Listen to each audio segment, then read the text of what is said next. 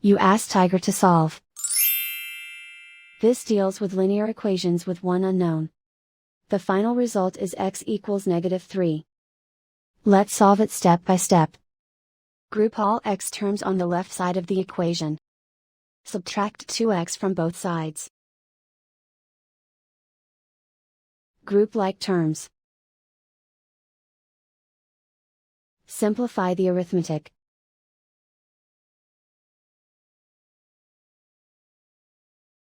Group all constants on the right side of the equation.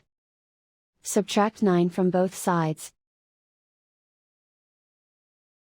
Simplify the arithmetic.